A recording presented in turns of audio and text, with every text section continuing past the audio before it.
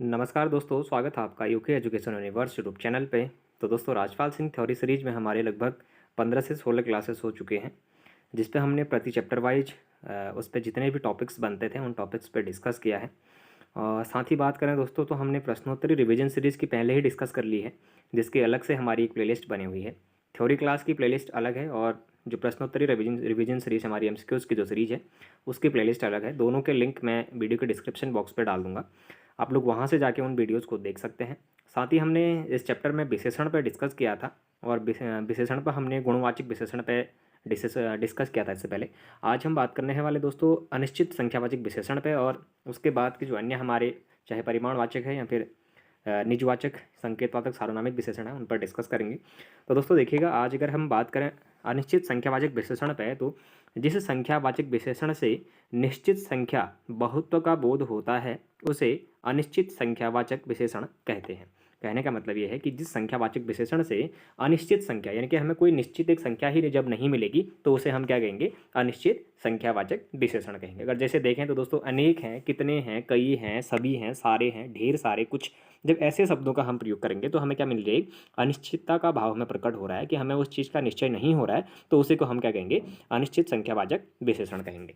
फिर देखिएगा, दादी ने ढेर सारे खिलौने खरीदे। अब कितने खरीदे, ढेर सारे, तो ढेर सारों में हमें पता नहीं है कि कितने ढेर सारे खिलौने उसमें खरीदे गए हैं, तो हम उसके लिए किस चीज़ का प्रयोग करेंगे, अनिश्चित संख्यावाचक विशेषण का प्रयोग करेंगे। अब देखिएगा, कुछ बच्चे खेल रहे हैं, तो मैं उसमें भी जो हमारा कुछ शब्द है दोस्तों वो हमें किसी चीज़ का निश्चय नहीं करा रहा है, तो इसलिए वो भी हमारा क्या हो जाएगा, एक अनिश्चित संख्यावाचक विशेषण हो जाएगा। उसी तरीके से देखिएगा, तो कई दर्शक गण हैं, तो कई उसमें हमारा गणना में नहीं आ रहा है। सभागार में बहुत आदमी हैं, तो सभागार में भी हमारे बहुत से आदमी हैं लेकिन गणना में नहीं है, तो हमारा अनिश्चितवाचक हो जाएगा। सभा में 50 लोग थे। अब 50 लोग कहने का 50 लोग थे नहीं कह रहा, 50 लोग थे, नहीं 50 लोग थे, तो 50 से मतलब कितने भी लोग हो सकते हैं हमारे, तो इसका मतलब भी हमारा ये क्या नहीं है दोस्तों, अनिश्चित संख्यावाचक विशेषण का एक रूप देखने को नहीं मिलेगा। फिर देखिएगा, उपर्युक्त वाक्यों में प्रयुक्त ढेर सारे, कुछ, कई, बहुत और 50 शब्द अनिश्चित संख्यावाचक का बोध कराते हैं। नोट, निश्चित संख्यावाचक विशेषण में पूर्णांक बोधक विशेषण से पहले लगभग या करीब शब्द एवं बाद में ओ प्रत्यय लगाने से निश्चित संख्यावाचक विशेषण अनिश्चित संख्यावाचक विशेषण हो जाता है। अगर देखें दोस्तों, अगर क्या कहता है, जैसे लगभग 40 लोग थे। अच्छा, लगभग कह रहे हैं, तो लगभग कहने का मतलब हमारा ये है कि इसमें क्या हमारा लगभग है, नहीं है, लगभग कह रहा है, यानी कि फिर भी उसको अनुमान लगा रहा है कि लगभग इतने लोग हो सकते हैं, लेकिन फिक्स एक एक्यूरेसी नहीं है कि कितनी एक्यूरेट इसमें हमारे होंगे। तो देखिएगा, लगभग 40 लोग थे या फिर करीब 100 लोग ने खाना खाया, सैकड़ों लोग मारे गए या फिर सैकड़ों ओ प्रत्यय जिसमें लग गया है, तो वैसे ही आपका क्या होगा, अनिश्चित संख्यावाचक विशेषण हो जाएगा। फिर देखिएगा, कभी कभी वाक्य में दो पूर्णांक शब्द एक साथ आकर अनिश्चितवाचक विशेषण बन जाते हैं। जैसे 2-4 लोग चले गए। अब 2-4 लोग चले गए कहने का मतलब ये है कि 2 लोग चले गए कहेंगे तो 2 लोग पे तो हमारा निश्चित हो जाएगा। 2-4 कह रहा है तो 2 भी जा सकते हैं, 4 भी जा सकते हैं, तो ये हमारा क्या होगा, अनिश्चितवाचक हो जाएगा। 50-60 लोग चले गए, 50 गए कि 60 गए, बीच में ही रह गया ना, तो ये भी हमारा एक अनिश्चित संख्यावाचक में आ जाएगा। 2-4 घंटे में काम पूरा हो जाएगा, तो ये भी हमारा 2-4 घंटा भी किसके अंतर्गत आ गया, अनिश्चित संख्यावाचक विशेषण के अंतर्गत आ गया। अब देखिएगा दोस्तों, अगर हम बात करें परिमाणवाचक या फिर परिमाण बोधक जो हमारे विशेषण होते हैं उनके बारे में, तो देखिएगा, जिन विशेषण शब्दों में किसी वस्तु की मात्रा अथवा मापतोल का बोध होता है तो उसे हम क्या कहते हैं, परिमाणवाचक बोध या परिमाण बोधक विशेषण कहते हैं। जैसे और, बहुत, सब, कम, थोड़ा, कुछ, 2-4 दर्जन, चौगुना आदि, ऐसे जो शब्द आएंगे हमारे, यानी कि ऐसे शब्द जो हमारे किसी को मापतोल की, जैसे कोई वस्तु है यानी कि वस्तु की मात्रा है, अगर ऐसे शब्दों की तुलना जहाँ पर करी जाएगी तो वो हमारा क्या हो जाएगा, परिमाणवाचक विशेषण हो जाएगा। अच्छा, अगर दोस्तों इसके अगर एक आध एग्जाम्पल देखें तो देखिएगा, मुझे 4 किलो चीनी दो। अब मुझे क्या दो, 4 किलो, तो चीनी को क्या किया आपने, माप के 4 किलो चीनी दिया, तो आप लोग समझ जाएगा कि क्या है, हमारा एक परिमाणवाचक विशेषण है। उसी तरीके से मुझे बहुत सारा दूध दो, तो बहुत सारा दूध देना अगर उसको है तो माप तोल के ही बहुत सारा देंगे हम जब भी देंगे, तो उसी में हमारे क्या आ जाएगा, ये भी एक परिमाणवाचक विशेषण के अंतर्गत दिया जाएगा। फिर देखिएगा, मेरे सूट में 3.5 मीटर कपड़ा 3.5 मीटर चाहिए, तो मात्रा ही है किसी न किसी चीज़ की, अगर उसमें मापतोल की मात्रा हो रही है तो वो भी हमारा किसके अंतर्गत आएगा, परिमाणवाचक के अंतर्गत ही आएगा। अगर उसके बाद देखा जाए तो दोस्तों, आज मुझे बहुत काम है। अब बहुत काम है तो उस काम की मात्रा को मापा दिया जा रहा है, तो इनके आज मुझे बहुत सारा काम है। तो अगर देखा जाए तो परिमाणवाचक विशेषण के दो भेद होते हैं, एक तो हमारा निश्चित परिमाणवाचक विशेषण होता है और एक दूसरा हमारा अनिश्चित परिमाणवाचक विशेषण होता है। अच्छा दोस्तों, उसमें से हमारा जो निश्चित परिमाणवाचक जो विशेषण है वो क्या होता है, अगर देखा जाए तो जिन विशेषण शब्दों से किसी वस्तु की निश्चित मात्रा का बोध हो तो उसे हम क्या कहते हैं, परिमाणवाचक विशेषण कहते हैं। जैसे एक, दो, चौथा, पांचवा, चौगुना, दोगुना आदि। ठीक हो गया। क्या कहता है कि जिन विशेषण शब्दों से किसी वस्तु की निश्चित मात्रा, वस्तु है उसकी कोई निश्चित मात्रा का बोध होता है अगर, उसे हम निश्चित परिमाणवाचक विशेषण कहते हैं। जैसे एक, दो, चौथा, पांचवा। अगर मैंने कहा 1 लीटर दूध दो, तो दूध हमारा क्या हो गया, हम दूध की हमने मात्रा को मापा किसी में, तो हमारा वैसे ही परिमाणवाचक विशेषण हो जाएगा। साथ ही में क्या हो गया, निश्चित परिमाणवाचक विशेषण का एक उदाहरण हो जाएगा। उसी तरीके से बाजार से 1 तोला हींग लेते आना, गाय ने 4 लीटर दूध दिया, मेरे सूट में 4 मीटर कपड़ा लगा और मेरे पास 4 गज जमीन है। ये सारे किसके उदाहरण हो जाएंगे, हमारे निश्चित परिमाणवाचक विशेषण के उदाहरण हो जाएंगे। फिर देखिएगा, अगर बात करें तो 4 गज मलमल ले आना। ठीक हो गया, 4 गज मलमल ले आना, मीरा ने आधा लीटर दूध पी लिया। अनिश्चित परिमाणवाचक विशेषण क्या होता है, तो जिन विशेषण शब्दों से किसी वस्तु की निश्चित मात्रा का बोध न हो उसे अनिश्चित परिमाणवाचक विशेषण कहते हैं। जैसे सब कुछ, थोड़ा, बहुत सारा, पूरा आदि। तो गिलास में थोड़ा दूध, अब थोड़ा कहने का मतलब अनिश्चित है। थोड़ा सा दूध गर्म कर दो, तो थोड़ा सा कहने का मतलब भी थोड़ा सा जो दूध है उसको गर्म करना है, तो ये भी अनिश्चितता का बोध हमारा प्रकट करता है। बाजार में बहुत मिठाइयाँ आई हैं, तो बहुत मिठाइयों से भी हम उसका तात्पर्य नहीं निकाल सकते हैं, तो ये हमारा अनिश्चित परिमाणवाचक विशेषण के रूप में जाना जाएगा। अब वह बहुत खाता है, कृपया मेरी थोड़ी सी मदद कर दो। ये सारे जो उदाहरण हैं हमारे, ये अनिश्चित परिमाणवाचक विशेषण के अंग के रूप में देखे जाएंगे। फिर देखिएगा, निश्चित परिमाणवाचक विशेषण से पहले लगभग या करीब अंत में ओ प्रत्यय लगाने से निश्चित परिमाणवाचक विशेषण अनिश्चित परिमाणवाचक विशेषण में बदल जाता है। अच्छा, अगर निश्चित परिमाणवाचक विशेषण है, अगर उसमें ओ प्रत्यय लगा दिया जाए तो वो अनिश्चित परिमाणवाचक विशेषण में बदल जाएगा। ऐसा कहता है, मेरे पास लगभग 4 लीटर दूध होगा। अब मेरे पास लगभग 4 लीटर दूध होगा, मेरे सूट में लगभग 4 मीटर कपड़ा लगेगा, मेरे पास करीब 25 किताबें हैं, या फिर सैकड़ों लीटर दूध खराब हो गया। अब सैकड़ों लीटर दूध खराब हो गया, तो ये अनिश्चित का बोध हो गया। अब उसने बोला कि मेरे पास करीब 50 किताबें हैं, करीब फिक्स तो उसको भी नहीं है, तो अनिश्चित के ही अंतर्गत आएगा। मेरे पास लगभग ही है 4 मीटर, ये भी हमारा अनिश्चित के अंदर आएगा। लगभग 4 लीटर दूध है, तो ये भी हमारा अनिश्चित परिमाणवाचक विशेषण के अंतर्गत आने वाले शब्दों के रूप में जाना जाएगा। फिर देखिएगा, निजवाचक या फिर संकेतवाचक सार्वनामिक विशेषण की यदि अगर बात करें दोस्तों, तो वो हमारा क्या होता है, पुरुषवाचक और निजवाचक सर्वनाम आप, अपना, अपने, आप आदि शब्दों को छोड़कर अन्य सभी सर्वनाम संज्ञा के आगे लगकर संकेतवाचक सार्वनामिक विशेषण बनाते हैं। जैसे वह गाय सुंदर है। अब वह गाय क्या है दोस्तों, सुंदर। सुंदर तो हमारी क्या है, आप लोग सभी समझ सकते हैं, गाय सुंदर है, तो विशेषण उसका सुंदर ही होगा। लेकिन क्या करा है, पुरुषवाचक और निजवाचक आप, अपने आदि शब्दों को जोड़कर सर्वनाम संज्ञा के आगे लगाकर संकेतवाचक, तो वह गाय सुंदर है भी कह सकते हैं, लेकिन कौन सी गाय सुंदर है, वह गाय जब जहाँ पर लग गई तो वह हमारा किसके अंतर्गत आ जाएगा, निजवाचक संकेतवाचक। यानी कि संकेत कर दिया कि वह जो गाय है वह हमारी क्या दिखती है, सुंदर दिखती है। ठीक हो गया, तो ये निजवाचक या फिर संकेतवाचक सार्वनामिक विशेषण के रूप में जाना जाएगा। ये लड़के क्या कर रहे हैं, अब लड़के क्या कर रहे हैं, या फिर ये लड़के, अब ये लड़कों को संकेत कर दिया कि ये जो लड़के हैं ये क्या कर रहे हैं। उसी तरीके से ऐसा आदमी मैंने नहीं देखा, किसी व्यक्ति विशेष को संकेत करते हुए कह रहा है कि ऐसा आदमी मैंने नहीं देखा, कोई व्यक्ति आया है। अब कोई किसी व्यक्ति के आने का संकेत वहाँ पर करा गया है ना। अब फिर देखिएगा, वह नौकर नहीं आया, संकेत कर रहा है कि वह नौकर आज नहीं आया। उस बालक के पास मेरे से दोगुना धन है। अब उस बालक के पास मेरे से दोगुना धन है कहने का एक संकेत उसने प्राप्त कर दिया है। तो ये हमारे संकेतवाचक या फिर निजवाचक जो सार्वनामिक विशेषण है उनके भेदों के रूप में जाने जा रहे हैं। फिर देखिएगा, व्युत्पत्ति के आधार पर सार्वनामिक विशेषण के 2 भेद होते हैं, एक मौलिक सार्वनामिक विशेषण और दूसरा यौगिक सार्वनामिक विशेषण होता है। अच्छा दोस्तों, उसमें जो हमारा मौलिक सार्वनामिक विशेषण होता है वो क्या होता है, अगर जाने उसको, तो जो सर्वनाम बिना रूपांतरण के संज्ञा के पहले विशेषण के रूप में प्रयुक्त होता है उसे मौलिक या मूल सार्वनामिक विशेषण कहते हैं। यानी कि क्या कह रहा है, जो सर्वनाम बिना रूपांतरण के संज्ञा से पहले विशेषण के रूप में प्रयुक्त होता है उसे मौलिक या मूल सार्वनामिक विशेषण कहते हैं। यानी कि संज्ञा से पहले जो सर्वनाम क्या हो जाएगा, उसका रूपांतरण हो जाएगा विशेषण में, तो उसी को हमारा मौलिक सार्वनामिक विशेषण के रूप में जाना जाएगा। कह रहा है जैसे यह, वह, कोई, कुछ आदि। ठीक हो गया, यह, वह, कोई, कुछ आदि जो शब्द थे हमारे, ये किसके अंतर्गत आते थे दोस्तों, अगर आप लोगों ने ध्यान दिया होगा, क्या ये अन्य पुरुष के अंतर्गत आते थे, जो बिल्कुल आते थे। अब देखिएगा, वह लड़का विद्यालय जा रहा है। अब वह लड़का विद्यालय जा रहा है, यह अध्यापक की पुस्तक है, या फिर कोई लड़की खाना बना दे, या फिर कुछ विद्यार्थी अनुपस्थित हैं।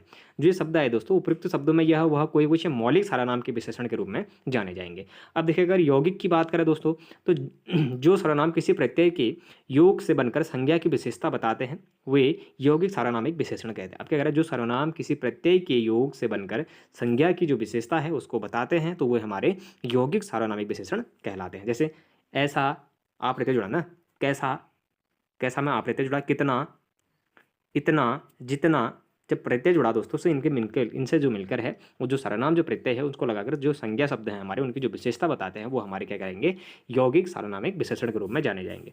अगर देखिएगा तो क्या कहता है कि ऐसा आदमी मैंने नहीं देखा, कैसा घर बना दिया, कैसा सामान लाए हो, कितने आदमी थे, जैसा देश वैसा भेष। तो ये सभी हमारे क्या हो जाएंगे दोस्तों, ये हमारी यौगिक सार्वनामिक विशेषण के अंग हो जाएंगे।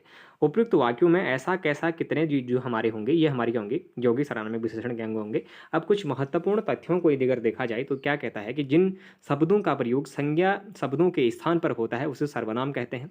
जी हमें पहले से पता है। अब देखिएगा, जबकि जिन शब्दों का प्रयोग संज्ञा से पहले या बाद में विशेषण के रूप में होता है उसे सार्वनामिक विशेषण कहते हैं। अब ये चीज़ अच्छी बोली इसने, क्या कहता है दोस्तों, जबकि जिन शब्दों का प्रयोग संज्ञा से पहले या बाद में विशेषण के रूप में होता है उसे सार्वनामिक विशेषण कहते हैं। तो संज्ञा से पहले या फिर संज्ञा के बाद में जिन शब्दों का प्रयोग विशेषण के रूप में होता है उन्हें हम क्या कह देंगे, सार्वनामिक विशेषण कह देंगे। ठीक हो गया।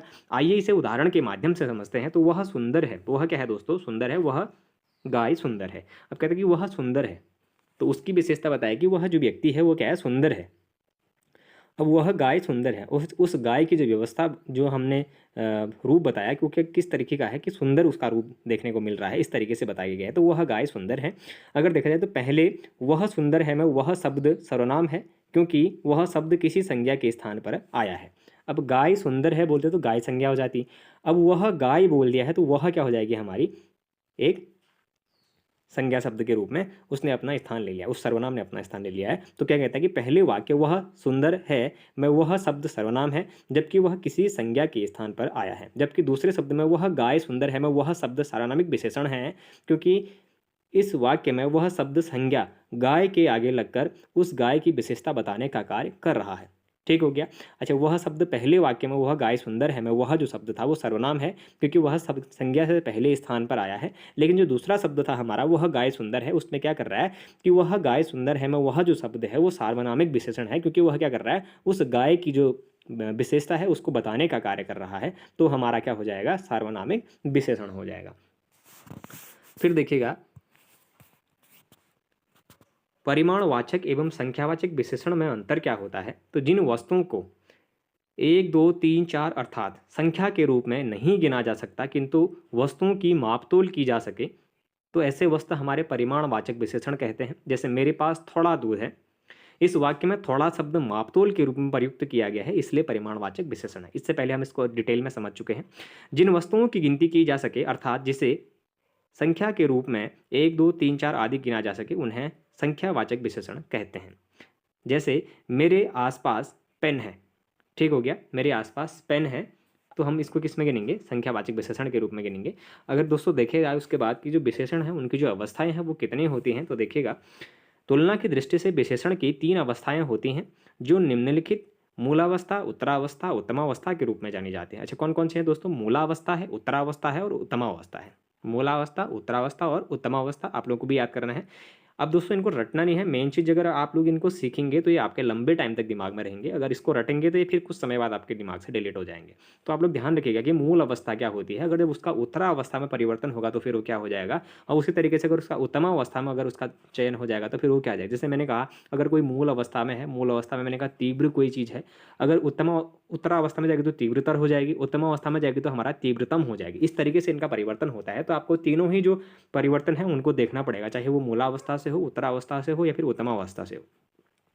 तो देखिएगा, इन तीनों अवस्थाओं के माध्यम से विशेषता बताने वाले विशेषण शब्दों के गुणदोषों के कम ज़्यादा होने का तुलनात्मक अध्ययन किया जाता है। विशेषण की तीनों जो अवस्थाएं हैं उनमें से क्या किया जाता है, तुलनात्मक अध्ययन किया जाता है कि कौन सा कम ज़्यादा इसमें हो रहा है। तो उसमें हमारी मूलावस्था है, उत्तरावस्था और उत्तमावस्था, इसमें हम क्या करेंगे, विशेषणों की जो अवस्था है उस पर हम पहचान करेंगे। अब देखिएगा, मूलावस्था की बात करें तो मूलावस्था में विशेषण शब्दों का किसी अन्य से तुलना नहीं कराया जाता, बल्कि वह विशेषण शब्द मूल या फिर प्रारंभिक अवस्था में रहता है, अपनी सामान्य विशेषता प्रकट करता है, जैसे सुंदर, चतुर, बलवान, बुद्धिमान आदि। अब जो अपनी क्या होगी दोस्तों, प्रारंभिक अवस्था है मूलावस्था में, वो केवल इसी में रहेगी। परिवर्तन कब होगा, जब वो उत्तरावस्था में जाएगी, और फिर परिवर्तन कब होगा, जब वो उत्तमावस्था में जाएगी। तो क्या कहता है, पूजा सुंदर लड़की है, अरविंद बुद्धिमान लड़का है। ठीक हो गया, सुंदर क्या है हमारा एक, पूजा क्या है, एक सुंदर लड़की है, और अरविंद हमारा एक बुद्धिमान लड़का है। अगर अभी आप लोगों को इसके उदाहरण देखने को मिलेंगे तो ज़रूर आप लोगों के समझ में ये आएगा। पहले हम समझ जाते हैं कि ये अवस्थाएं हैं जो वो क्या होती है। तो खली बलवान है, ठीक हो गया। अब देखिएगा, दूसरा हम देखें दोस्तों तो उत्तरावस्था क्या होता है। तो उत्तरावस्था में दो व्यक्तियों या वस्तुओं के गुण एवं दोषों की तुलना की जाती है, एवं उनमें से किसी एक के गुण या दोष को दूसरे से अधिक बताया जाता है। अब उत्तरावस्था में क्या कह रहा है कि उत्तरावस्था में दो व्यक्तियों या फिर वस्तुओं को एवं उनके गुण दोषों की तुलना की जाती है। कह रहा है उनमें किसी एक के गुण या दोष को दूसरे से अधिक बताया जाए। कहने का मतलब तुलना ही करी जा रही है। जो पहले वाला है उसका जो दोष है वो दूसरे वाले के दोष से अधिक है या कम है, उसमें उसका तोल मोल किया जाएगा। उत्तरावस्था में तत्सम में तर प्रत्यय लगाया जाता है। अब जो दोस्तों हमारा उत्तरावस्था है उसमें हमारा तत्सम में तर प्रत्यय लगाया जाता है। थोड़ी देर पहले मैंने आपको एक तीव्र का तीव्रतर और तीव्रतम बताया था उदाहरण जिस रूप में, तो उसी तरीके से समझिएगा कि जो हमारा कौन सा है उत्तरावस्था है, उत्तरावस्था में क्योंकि पहले में तो जो आपका तीव्र था, तीव्र आपका एक प्रारंभिक शब्द है। अगर तीव्रतर उसमें अगर लग गया तो उसमें क्या लग रहा है आपका, कहीं ना कहीं तत्सम में तर प्रत्यय आपका लग जा रहा है। उसके बाद आपका तम प्रत्यय लगेगा लास्ट में, तो तीव्रतम आपका वहां पर आएगा।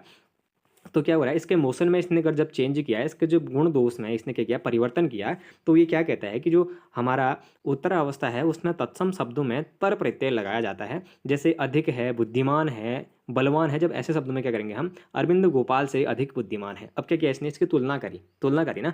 तो उत्तरावस्था में हमने क्या बताया था, जब किसी की गुण दोष से किसी दूसरे के गुण दोषों को अधिक बताया जाएगा तो वह हमारा क्या होगा, उत्तरावस्था कहलाएगा। तो अरविंद गोपाल से अधिक बुद्धिमान है। दूसरा अगर देखें तो कविता सविता से अधिक सुंदर है। ठीक हो गया, तो इसकी तुलना दूसरे से अत्यधिक होने पर हमने उत्तरावस्था की बात करी। अच्छा दोस्तों, उसकी अगर हम बात करें तो जो हमारा उत्तमावस्था है, उत्तमावस्था में हमारी क्या चीज़ें चल रही है तो देखिएगा, उत्तमावस्था में दो से अधिक व्यक्तियों या वस्तुओं के गुण एवं दोषों का तुलनात्मक अध्ययन किया जाता है। इनमें से किसी एक को अधिक गुणवान या दोषी बताया जाता है। सेम वही चीज़ है जो वहाँ पर गुणवान और दोषी हो रहा था वही यहाँ पर भी होगा। जैसे अधिकतम है ना, सबसे अच्छा है, निकृष्टतम है, और सबसे कम है, सबसे अधिक है, ऐसे शब्द का प्रयोग किया जाएगा। तो इलाहाबाद विश्वविद्यालय के प्रोफेसर सबसे अधिक बुद्धिमान है। अब दोस्तों ये हमारी विशेषण की उत्तम अवस्था होगी, सबसे उच्च जो अवस्था होगी हमारी विशेषण की, तो यही कहलाएगी। क्या कहता है कि इलाहाबाद विश्वविद्यालय के जो प्रोफेसर हैं वो सबसे अधिक बुद्धिमान है, तो इसमें विशेषण की उत्तम अवस्था को देखने को मिलेगी। अब देखिएगा, मेरी कक्षा में अरविंद सबसे अधिक बलवान है। सबसे अधिक बलवान तो है ही, वो बलवान है, तो सबसे अधिक बलवान है जहाँ पर हमने बहुत ज़्यादा तुलना कर दी तो वो हमारा क्या हो जाएगा, उत्तम अवस्था हो जाएगा। वैसे भारतीय क्रिकेट टीम में सबसे अच्छा खिलाड़ी धोनी है, तो सबसे अच्छा जो खिलाड़ी है वो धोनी है। ये भी हमारा एक उत्तम अवस्था का उदाहरण के रूप में देखने को मिलेगा। अब देखिएगा दोस्तों, क्या कहता है, गुणवाचक, अनिश्चित संख्यावाचक एवं निश्चित परिणाम विशेषण की ही ये तुलनात्मक अवस्थाएं होती हैं, किसी अन्य विशेषताओं की नहीं। ठीक हो गया।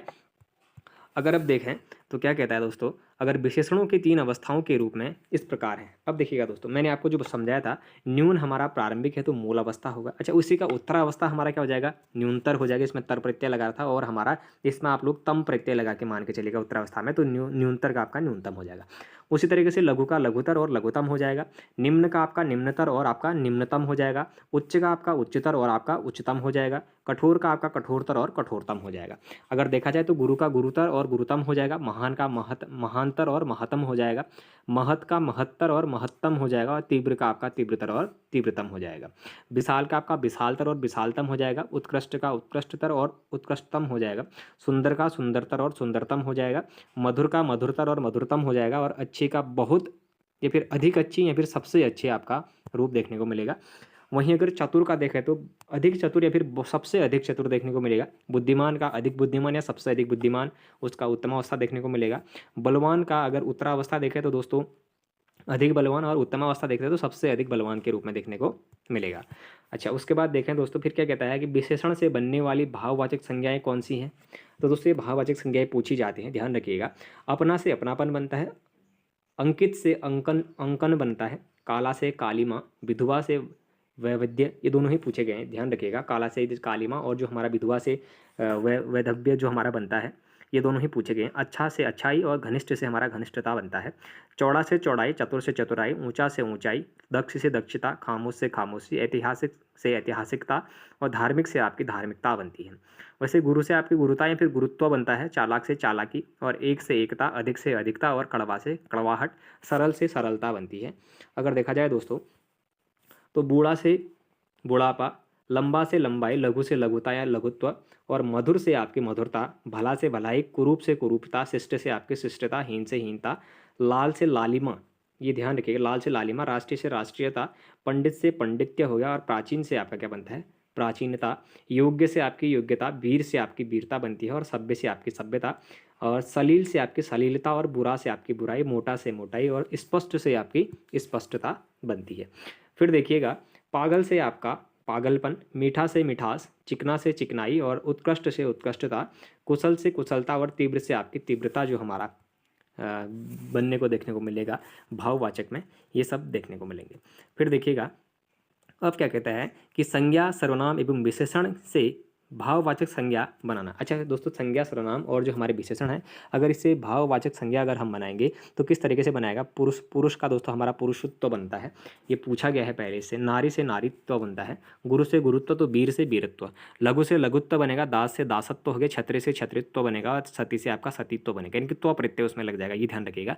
बालक से बालकत्व बनेगा, मनुष्य से मनुष्यत्व बनेगा और उसके बाद आपका किससे अगर देखा जाए तो मित्र से आपका ता प्रत्यय लगा तो मित्रता बना, और वहीं शत्रु से शत्रुता बना। पंडित से आपका यो प्रत्यय लगा तो पंडित्य हो गया, और वहीं ईमा से रक्तिमा ईमा प्रत्यय लग गया। मुनि से आपका अप्रत्यय लगा तो मौन हो गया, और अपना में आपका तो प्रत्यय लगा तो अपनत्व हो गया। उसी तरीके से अगर देखा जाए तो दोस्तों अगर निज में आपका तो प्रत्यय लगा तो निजत्व हो गया, और मम में आपका तो प्रत्यय लगा तो ममत्व हो गया। स्व में आपका तो प्रत्यय लगा तो स्वत्य हो गया, और आपका स्व में सर्व में आपका स्व प्रत्यय लगा तो सर्वस्व हो गया, ठीक हो गया। उसके बाद अगर देखें दोस्तों क्या कहता है कि संज्ञा या विशेषण से भाववाचक संज्ञा बनाना। संज्ञा या विशेषण से भाववाचक संज्ञा बनाना अगर देखें तो अगर बाप में औथी प्रत्यय लगा तो बपौती हो जाता है। मीठा में आस प्रत्यय लगा तो मिठास हो जाता है। निर्बल में ता प्रत्यय लगा तो निर्बलता हो जाता है। सफल में ता प्रत्यय लगा तो सफलता हो जाता है। अगर दुर्बल में आपका ता प्रत्यय लगा तो दुर्बलता हो जाता है। सुंदर में ता प्रत्यय लगा तो सुंदरता, और कायर में ता प्रत्यय लगा तो कायरता। वहीं प्रवीण में ता प्रत्यय लगा तो प्रवीणता हमारा क्या बन जाएंगे, शब्द बन जाएंगे, जो हमारे संज्ञा और विशेषण से भाववाचक बनेंगे। अच्छा दोस्तों, अंध में आपका अगर ऐरा प्रत्यय लगा तो अंधेरा हो जाएगा। उसी तरीके से बुढ़ापा में अगर पा प्रत्यय लगा तो आपका बुढ़ापा हो जाएगा। रंग में आपका त प्रत्यय लगा तो रंगत हो गया। उसी तरीके से अगर छूट में आपका आरा प्रत्यय लगा रहा तो आपका छुटकारा हो गया। अगर कड़वा में आपका आहट प्रत्यय लगा तो आपका कड़वाहट शब्द बन जाता है। उसी तरीके से आम में अगर आवट प्रत्यय लगा तो अमावट शब्द बन जाएगा। फिर देखेंगे अगर चौड़ा में आपका आन या आई प्रत्यय लगा तो चौड़ाई या फिर चौड़ान शब्द आपके बनेंगे। फिर देखेंगे अगर दोस्तों कड़वा में अगर आपका आहट प्रत्यय लगा तो कड़वाहट हो जाएगा, जो आपके संज्ञा विशेषण के जो भाववाचक संज्ञा बनेंगे उनके रूप में जाने जाएंगे। अच्छा दोस्तों, अगर प्रविशेषण क्या होते हैं। अच्छा, प्रविशेषण के बारे में मैंने आपको पहले बताया भी था कि वह लड़का सुंदर है, या फिर मैं कहूँ रमेश सुंदर है। अब मैं कहूँ रमेश बहुत सुंदर है। रमेश की जो विशेषता है वो मैंने सुंदर होने की बताई, लेकिन अगर मैंने बहुत सुंदर कहा तो विशेषण से पहले जो शब्द आते हैं तो उनको हमारा क्या कहा जाता है, प्रविशेषण कहा जाता है। तो बहुत क्या हो गया, उसमें हमारा प्रविशेषण के रूप में जाना गया था। अगर दोस्तों यहाँ पर देखें तो क्या कहता है कि हिंदी भाषा में कुछ ऐसे भी होते हैं जो विशेषण की विशेषता बताने का कार्य करते हैं।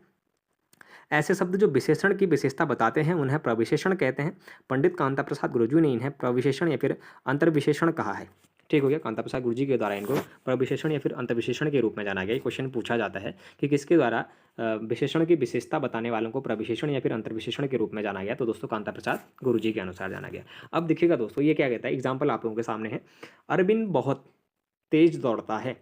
अच्छा दोस्तों, बहुत क्या हो गया, इसमें प्रविशेषण हो गया जो विशेषण की विशेषता बता रहा है, और तेज क्या हो गया, उसका दौड़ना। तेज तो दौड़ ही रहा है तो उसकी विशेषता है। तो अभय बहुत साहसी लड़का है, तो अभय साहसी लड़का है तो उसका विशेषता थी, लेकिन उसका जो प्रविशेषण है जो विशेषण की भी विशेषता बता दे रहा है वो हमारा क्या है, बड़ा। ठीक हो गया। अब देखिएगा उसी तरीके से कश्मीरी सेब सिंदूरी लाल होता है। सिंदूरी लाल तो होता ही है ना, वो लाल तो होता ही है, लेकिन अब सिंदूरी कह रहा है तो जो विशेषण है उसकी भी विशेषता बता दे रहा है, तो सिंदूरी आपका प्रविशेषण हो जाएगा। अब देखिएगा दोस्तों, उपर्युक्त में बहुत बड़ा, सिंदूर आदि प्रविशेषण के रूप में प्रयुक्त हुए हैं। क्रमशः विशेषण शब्दों तेज, साहसी और लाल की विशेषता बता रहे हैं। विशेष्य विशेषण शब्द जिस संज्ञा या सर्वनाम शब्दों की विशेषता बताते हैं उसे विशेष्य कहते हैं। जैसे सीता सुंदर है, तो सीता सुंदर है में आपका क्या हो जाएगा, सीता आपकी विशेष्य है और सुंदर उसका विशेषण हो जाएगा। यह गाय काली है, तो सर्वनाम आपका क्या हो जाएगा, यह आपका सर्वनाम है, संज्ञा आपकी गाय हो गई और काली उसकी विशेषता हो गई। अब देखिएगा, अगर बात करें दोस्तों मुझे मीठे व्यंजन अच्छे लगते हैं, तो मुझे में आपका, तो मुझे तो सर्वनाम है, मीठा आपका क्या है, विशेषण है, और व्यंजन जो है वो आपका विशेष्य हो जाएगा। अब देखिएगा दोस्तों, विशेषण एवं विशेष्य क्या होता है, अगर इनमें डिफरेंस देखें तो क्या कहता है कि विशेष्य के साथ विशेषण का प्रयोग दो प्रकार से होता है, एक तो संज्ञा के साथ, दूसरा हमारा क्रिया के साथ। पहले प्रयोग में विशेष्य विशेषण और दूसरे शब्द में विधेय विशेषण कहते हैं। अच्छा दोस्तों, पहले प्रयोग में हम क्या कह देंगे, विशेष्य विशेषण कहेंगे, और दूसरे शब्दों में हम इसको क्या कहेंगे, दूसरे में इसको विधेय विशेषण कहेंगे। अब देखिएगा, विशेष्य विशेषण होता क्या है, पहले विशेष्य विशेषण को जानते हैं। तो विशेष्य से पहले आने वाले, यानी कि विशेष्य से पहले आने वाले विशेषण को विशेष्य विशेषण कहते हैं, इसे उद्देश्य विशेषण भी कहते हैं। अच्छा दोस्तों, हमने विशेष्य विशेष्य किसी के आ जाएगा, मैंने कहा राम सुंदर गाता है, राम क्या था, इसमें विशेष्य था, और सुंदर गाना क्या था, ये उसकी विशेषता थी ना। अगर दोस्तों देखा जाए तो क्या कह रहा है कि काला घोड़ा, घोड़ा कैसा, घोड़ा तो हमारा विशेष्य है, लेकिन उससे पहले ना, विशेष्य से पहले जो शब्द हमारे आएंगे तो उन्हीं को हमारा विशेष्य विशेषण कहा जाएगा। कह रहा है तो काला घोड़ा घास खा रहा है। अब इसमें जो काला शब्द है ये विशेष्य विशेषण है, बात समझ में आ रही है। घोड़ा हमारा विशेष्य था, लेकिन उससे पहले अगर उसका काला होने का अगर यदि रूप प्रकट हो रहा है तो हम क्या कहेंगे, जो काला घोड़ा है वो घास खा रहा है, तो इसका मतलब क्या है कि ये हमारा एक विशेष विशेषण के रूप में जाना जाएगा। वहीं तरह से देखिएगा, भरत सरीखा भाई मिलना कठिन है, यह यहाँ सरीखा विशेष विशेषण है। आसमान में काले बादल छाए हैं, अब आसमान में कैसे बादल छाए हैं, काले बादल, तो यहाँ पर जो काले हैं ये हमारे विशेष विशेषण के रूप में जाने जाएंगे। अच्छा दोस्तों, उसके बाद अगर देखें, अब विधेय विशेषण क्या होता है, अगर विधेय विशेषणों को जाने तो विशेष्य के बाद और क्रिया से पहले आने वाले विशेषण को हमारा विधेय विशेषण कहा जाता है। क्या आप इसके बाद आप लोग विशेष्य विशेषण और विधेय विशेषण में कन्फ्यूजन करेंगे? जी बिल्कुल नहीं। जो शब्द हमारे विशेष्य से पहले आ रहे होंगे तो उन्हें हम क्या कहेंगे, विशेष्य विशेषण कहेंगे, और जो शब्द हमारे किसके बाद आएंगे दोस्तों, विशेष्य के बाद और क्रिया से पहले आएंगे तो उसे हम विधेय विशेषण कहेंगे। ये आप लोग ध्यान रखेंगे। यह ब्राह्मण चपल है, यानी कि यहाँ जो चपल है वो किसका है दोस्तों, ब्राह्मण का है, बोलने की बात कर रहा है, तो जो यहाँ चपल है ये हमारा क्या हो जाएगा, विधेय विशेषण हो जाएगा। अब देखिएगा, ये घोड़ा काला है, घोड़ा कैसा है आपका, काला है, तो काला आपका क्या हो जाएगा, विधेय विशेषण हो जाएगा। अब अगर काला घोड़ा है बोलते तो जो काला है आपका, फिर वो क्या हो जाता है, आपका विशेष्य विशेषण हो जाता है। मेरा घर सुंदर है, मेरा जो घर है वो सुंदर है कह रहा है, तो जो सुंदर है वो हमारा विधेय विशेषण हो जाएगा। उसी तरीके से उसकी चाल तेज है, तो क्रिया के रूप में उसकी चाल तेज है, तो ये हमारा विधेय विशेषण के रूप में जाना जाएगा।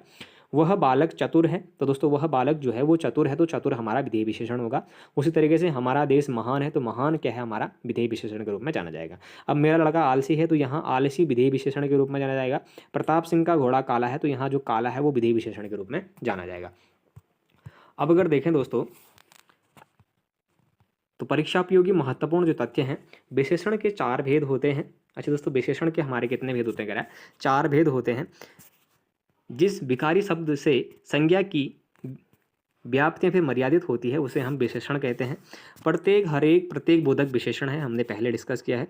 तुलना के आधार पर विशेषण के 3 अवस्थाएं होती हैं। कौन कौन सी होती है, मूलावस्था आपकी हो गई, उत्तरावस्था और उत्तम अवस्था। अधिक जो शब्द हैं उनसे आप लोग समझ सकते हैं, क्योंकि इससे पहले मैंने बताया है आप लोगों को डिटेल में। यह वह कोई कुछ ऐसा कैसा जैसा सार्वनामिक विशेषण है। अगर उत्तरावस्था में देखें तो इनमें 2 पुरानी वस्तुओं इत्यादि के गुणदोष अथवा विशेषता की तुलना कर एक को दूसरे से बढ़ा चढ़ाकर बताया जाता है। कोई कुछ अनेक अनिश्चित संख्यावाचक विशेषण है। फिर देखिएगा तो निश्चित संख्यावाचक विशेषण 5 प्रकार के होते हैं। जिस संज्ञा या सर्वनाम शब्द की विशेषता बताई जाए उसे विशेष्य कहते हैं। ठीक हो गया। निशा का विशेषण नैश, धर्म का विशेषण धार्मिक और धर्मनिष्ठ एवं स्त्री का विशेषण स्त्रैण होता है। ठीक हो गया। अब उसके बाद देखिएगा क्या कह रहा है कि जो विशेषण शब्द संज्ञा या सर्वनाम शब्दों की विशेषता बताते हैं, विशेषण की विशेषता बताने वाला शब्द प्रविशेषण कहलाता है। विशेषण का पद परिचय बताते समय लिंग, वचन, कारक और विशेष्य बताना जरूरी होता है। अच्छा दोस्तों, विशेषण का अगर विशेष्य में परिवर्तन देखें तो देखिएगा, आकाश का आपका आकाशीय विशेषण हो जाता है, अग्नि का आपका आग्नेय हो जाता है, आलस का आपका आलसी, अपेक्षा का अपेक्षित, अंग का आपका आंगिक हो जाता है, वहीं आश्वासन का आपका आश्वस्त हो जाएगा, फिर अणु का देखें तो आणविक, अलंकार का आपका अलंकृत फिर अलंकारिक हो जाता है, अंश का आंशिक हो जाएगा, अर्थ का आर्थिक, आक्रमण का आक्रांत हो जाएगा, आयु का आयुष्मान, अन्याय का आपका अन्यायी हो जाएगा, अपमान का आपका अपमानित हो जाएगा, अंचल का आंचलिक, इससे पहले पूछा गया है, अतिरंजन का आपका अतिरंजित हो जाएगा, आध्यात्म का आध्यात्मिक, आसक्ति का आसक्त हो जाएगा और आत्मा का आपका आत्मिक या फिर आत्मीय हो जाएगा। अनुशासन का देखें तो दोस्तों अनुशासित हो जाएगा, अंकन का अंकित हो जाएगा, अनासक्ति का अनासक्त हो जाएगा जो इससे पहले पूछा गया है, आश्रय का आपका आश्रित होता है, आदर का आपका आदरणीय आदृत हो जाता है, अभिषेक का आपका अभिषिक्त हो जाएगा, अनीत का आपका अनैतिक हो जाएगा। वहीं देखें तो अनुमोदन का आपका अनुमोदित हो जाता है, आदि का आदिम या फिर आद्य हो जाता है, आकर्षण का आकृष्ट हो जाता है और अवयव का आपका अवयुक्त हो जाएगा। आचरण का आपका आचरित हो जाता है, आतृप्त का आपका अतृप्त हो जाता है, अनुवाद का आपका अनुवादित और अनुराग का अनुरागी हो जाता है। उसी तरीके से देखें तो दोस्तों अंत का अंतिम या अंत्यत्य हो गया, अन्यत्य हो गया, आशा का आपका आसान्वित हो गया, अभ्यास का अभ्यस्त या अभ्यासी हो गया, अनुशंसा का आपका अनुशंसित हो गया, अंकुर का आपका अंकुरित हो जाता है। अगर वहीं देखें तो आभूषण का आभूषित और आधार का आपका आधारित या फिर आधृत हो जाएगा। अवश्य का आपका आवश्यक, अनादर का आपका अनादृत और अजय का आपका अजित हो जाता है और अनुक्रम का आपका अनुक्रमिक हो जाता है। ये इससे पहले पूछा गया है, अजित। ठीक हो गया। फिर देखिएगा दोस्तों, फिर से अगर आप विशेष विशेषण फिर देखें तो क्या कहता है कि जो आपका अधिकार है, अधिकार का आपका अधिकारिक हो जाएगा, अनुराग का अनुरक्त हो जाएगा, अपराध का आपका अपराधी और अवरोध का आपका अवरुद्ध हो जाएगा, अनुमान का आपका अनुमानित हो जाएगा और अकर्मण्य का आपका अकर्म का आपका अकर्मण्य हो जाएगा, आन का आनी, आदि का आपका आदि या आदिम हो जाएगा।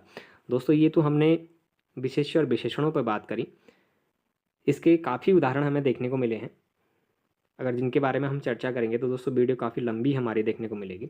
विशेष विशेषण मैं इसमें देख रहा हूँ, क्या इसमें कोई विधेय विशेषण के भी उदाहरण हैं तो मैं उनको आप लोगों को करा दूंगा। तो सारे ही दोस्तों जितने भी इसमें देखने को मिल रहे थे वो हमारे विशेष और विशेषण के रूप में ही देखने को मिल रहे हैं।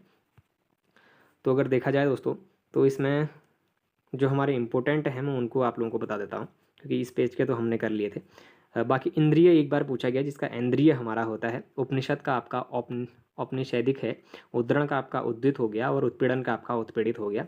उसी तरीके से देखा जाए तो उपासना का उपास्य हो गया, खदान का आपका खानदानी हो गया, खतरा का आपका खतरनाक है, गांव का गंवार हो गया, ग्राम का आपका ग्रामीण हो गया, गलती का आपका गलत, गंगा का गांगी, गवेषणा इससे पहले पूछा गया तो गवेषणीय हो गया, ग्रास का आपका ग्रस्त होता है, घात का आपका घातक, घर का आपका घरेलू और घृणा का आपका घृणित हो जाएगा, घनिष्ठता का आपका घनिष्ठ हो जाएगा, घाव का आपका घायल, चार का चौथा और चित्र का आपका चित्रित या फिर चितेरा हो जाता है, चौमास का आपका चौमासा, चिंता का आपका चिंतित्य हो गया और चाचा का आपका चचेरा हो गया, चिन्ह का आपका चिन्हित और चमक का चमकीला हो गया,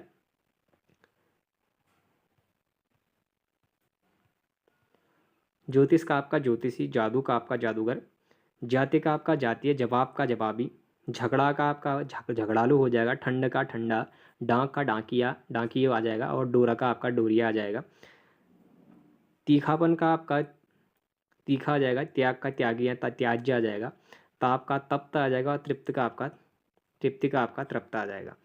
फिर देखिएगा निंदा का आपका निंदनीय है, निशा का नैश्य है, नगर का आपका नागरिक हो गया, निषेध का आपका निषिद्ध हो गया जो पूछे जाने योग्य है, नियुक्ति का आपका नैसर्गिक हो गया और अगर देखा जाए तो न्याय का आपका न्यायिक हो गया या फिर आपका न्यायी हो गया, प्रातःकाल का आपका प्रातःकालीन हो गया, परलोक का आपका पारलौकिक हो गया, पथ का आपका पाथेयी हो गया और पुरुष का आपका पुरुषयी हो गया। उसी तरीके से अगर देखा जाए तो दोस्तों मौसा का आपका मौसेरा, यज्ञ का आपका याज्ञिक हो गया, यश का देखें तो यशस्वी, यदु का यौगिक, यात्रा का आपका यात्री, रसायन का आपका रासायनिक हो गया। तो ये हमारे लगभग रिलेटेड जितने भी हमारे विशेष और विशेषणों में जो परिवर्तन करा गया है वो हमने देखा। दोस्तों आज हमारा चैप्टर नंबर 6 भी कंप्लीट हो चुका है, जिसको हमने विशेषण के रूप में जाना था। इसके बाद हम बात करेंगे क्रिया पे, और क्रिया जो चैप्टर है चैप्टर नंबर हमारा जो 7 है उसको बहुत जल्दी ही हम डिटेल में आप लोगों के सामने लेकर आएंगे। दोस्तों चैप्टर कंप्लीट होने के बाद आप लोग उसके एमसीक्यू जो सीरीज है उसको ज़रूर देखा करें, क्योंकि यदि अगर आप लोग उनको देखेंगे तो कहीं ना कहीं थ्योरी सेशन देखने के बाद अगर एमसीक्यूज़ देखेंगे तो वहाँ पर आपके बेहतर समझ में आएगा, क्वेश्चनों को किस तरीके से आपने तोड़ना है वो आपको वहाँ पर एग्जाम्पल के तौर पे देखने को मिलेंगे। तो दोस्तों अगर आप लोगों को ये सीरीज़ पसंद आ रही हो तो आप लोग चैनल को जरूर सब्सक्राइब करें, अपने दोस्तों के साथ चैनल को जरूर शेयर करें, बाकी लाइक करें, कमेंट करें और बने रहिएगा UK education universe YouTube channel के साथ। धन्यवाद।